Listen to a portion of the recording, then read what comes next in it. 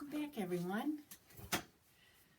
Well, the last time we did a lesson, we learned that Jesus had risen from the dead.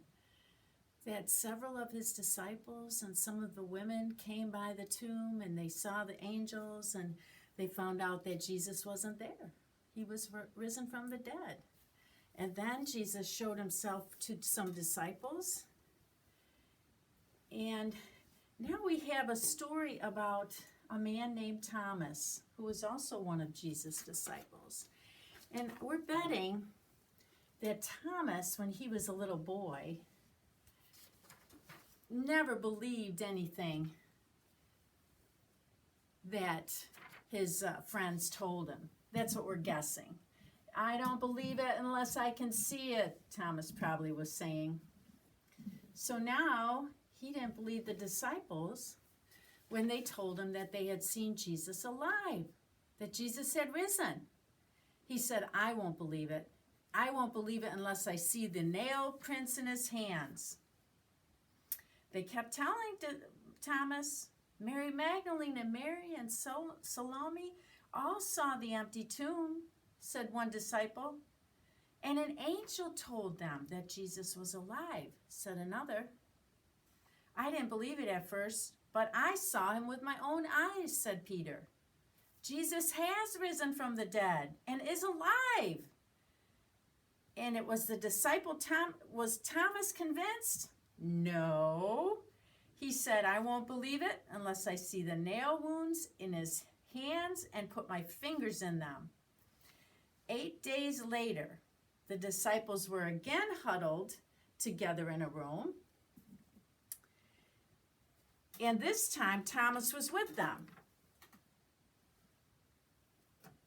They were still afraid the priests might come and arrest them, so they made sure the door was locked. Suddenly, Jesus was there with them.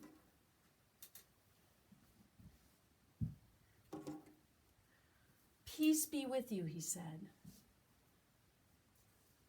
Jesus saw Thomas, and he knew Thomas didn't believe he was alive. Maybe this will help you, Jesus said. See the nail prints in my hands? Feel them. Now put your hand in the wound on my side. Thomas, please don't doubt me any longer. Believe.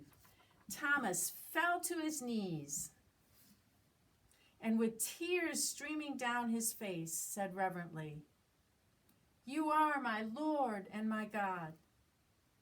Jesus must have been really disappointed in Thomas at first.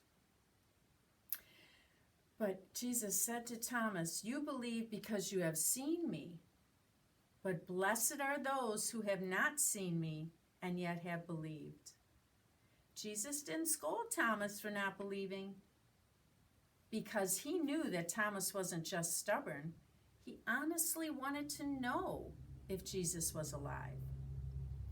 When he searched for answers, then the doubt could lead him to search, and he could, because he did that, he found out that Jesus really was alive, and he no longer doubted.